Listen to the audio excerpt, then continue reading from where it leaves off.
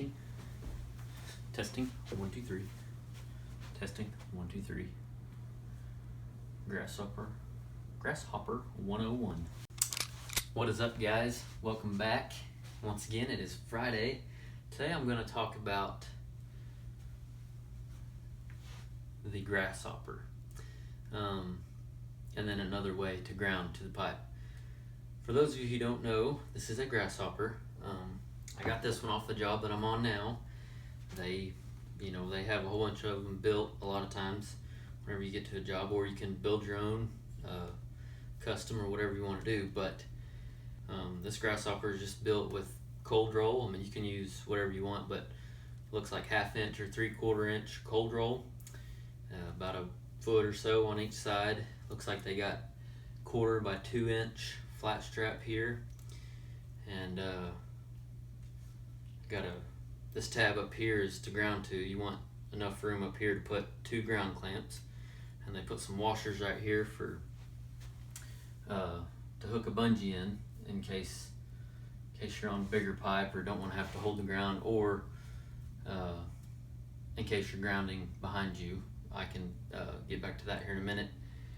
And then you want to have this right here long enough to go over your clamps. But this grasshopper here would work for anywhere. I mean, you could use it on 2 inch, it'd be a little bit of a pain, but you could use it on anywhere from 6 to all the way on up to 42 inch like we're on here. But anyway, the reason we use a ground clamp is because it is a huge no-no to arc outside the bevel. You know, when you're welding, it's a real big deal. Inspectors have been known to make you cut the weld out if you arc outside the bevel or grind outside the bevel. You definitely want to stay in the bevel, and that's the whole idea of this here. And that can be very, very costly, especially on like for instance, we're on the 740 wall, which is almost 3/4 of an inch thick, and it's 42 inch on this job, and it takes 4 hours on average, I'm going to say, to make one of those welds. So it costs a lot of money to make one of those welds, so to cut one out is a big deal. So anyway, don't want to arc outside the bevel. That's a huge no-no. But the way this works is your helper will, one of the helpers, like if your brother-in-law on this 42 inch, let's just say we're on 42 inch like I am on this job, one of the helpers will hold this ground on the side while one of the welders takes off, fires up, go 1/2 inch or however far, and then the other welder will take off, and they'll take off on top. They'll burn 1, maybe 2 rods, depending on how big a pipe and how far down the helper is holding this, or how high the weld is. There's all different situations you get in, but burn 1 or 2 rods, and then the helper will put this back on top. It's either scratch it off with this, scratch the flux off with this, or the other helper that's not holding the ground, take your buff it off. That way you can get a good ground on top. And then it can sit on top for the rest of that pass, and then you will repeat that on the next pass until the weld is done. And that just keeps your arc and every grounding, all that keeps your connection in the bevels, in the weld zone. If you're on bare pipe, you want to have this insulation. This is just water hose they slid over this. Even on coated pipe, you want to have this, because you do not want this metal back here to arc on the pipe. And the coating might have a scratch or something in it, and so there's potential for this to arc back here.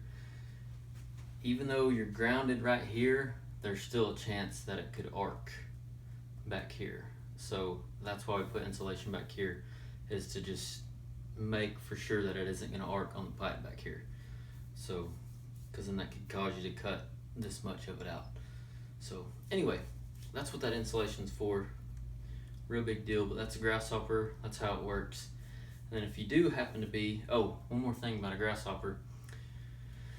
I've only come across this once or twice, but there are gas companies out there. One Oak is one that I can think of, that, say we're welding on X65 pipe, that's the hardness of the pipe. They want a piece of X65 pipe up here, or the same material, pretty much a chunk of pipe that's the same hardness right here on the end. And I don't know if that's what this is on this Grasshopper or not. It might just be an extension to make it taller, but or it might be just a heavy piece, because this gets hot up here, so they might have just put this thicker piece on the end for whenever you're welding this gets hot. So anyway, so it just holds a lot more heat this way. But anyway, some jobs they do require you to have the same hardness of pipe right here as the pipe you're welding on.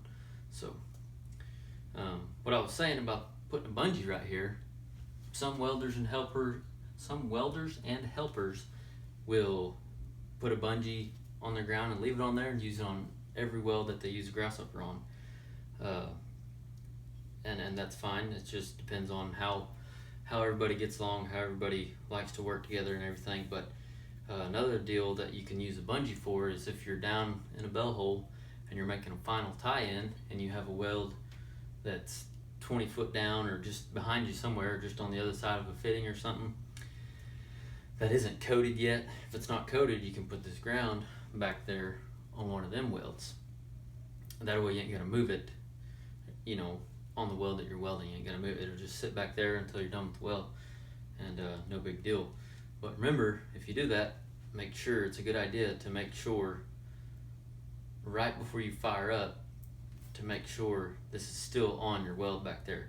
Because if you're making a tie-in, and you're beating around on them clamps, it could, depending on what size of pipe, it could be vibrating that pipe. You know, you're moving it around with your equipment, that ground might slip off back there and it'll arc outside the weld that the ground is on. So just one thing to keep in mind, right before you fire up, have one of your helpers go back there, make sure the ground is still on the weld, make sure that bungee's good and tight, that way it stays on the weld the whole time you're making that weld. So, and check it frequently, check it, you know, after a couple of passes, you know, just run back there and check.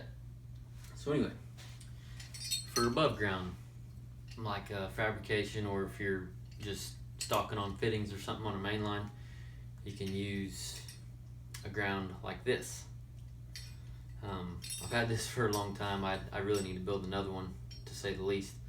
I don't like how loose that is. It's way too loose. But anyway, it works. But this is just designed to go on the end of a piece of pipe. And you can ground right here, or you can ground to right here. And all this does is just keep you from, like if you're on smaller pipe and you're going to be rolling it, you know, to be leveling something or to be rolling out the weld, you can clamp to right here, and that way your ground won't get all twisted up.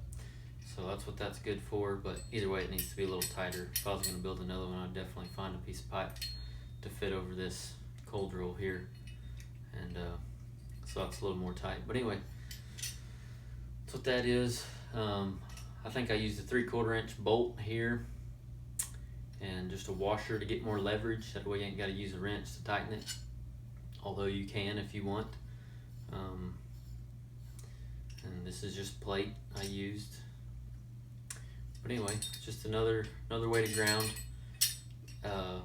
Whenever I am using this to ground on the end of a piece of pipe or a fitting that I'm not going to be rolling, like on this job, I slide this on, and I try to slide it all the way on to where the end of my bevel right here, this is my pipe, the end of my bevel is touching this right here real tight.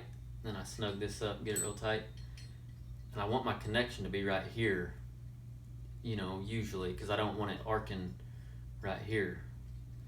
You know, the whole idea of grounding is to focus your grounding in one area, and you want it to be a real good connection because you don't want it arcing anywhere else, you know.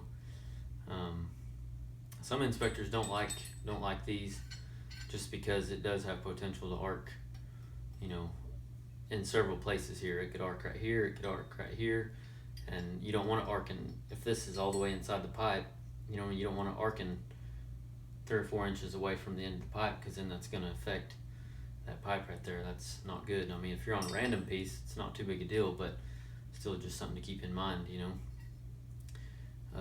So that's why I try to slide this all the way on and ground right here, and then I put my ground, my lead right here on this thick part. I don't put it over here if I'm not going to be rolling nothing, because this, you know what I mean, it's not,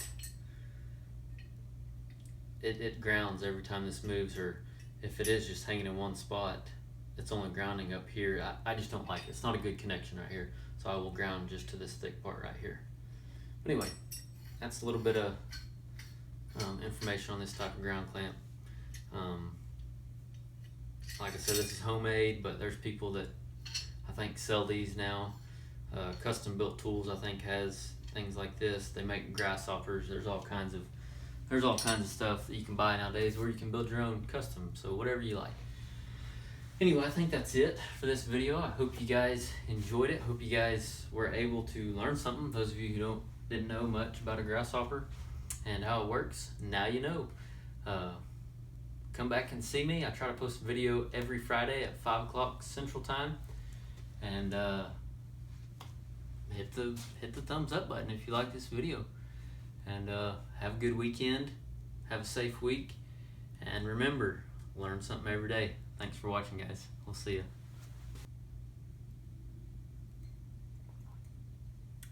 Coffee done got cold. It's a good thing I like cold coffee.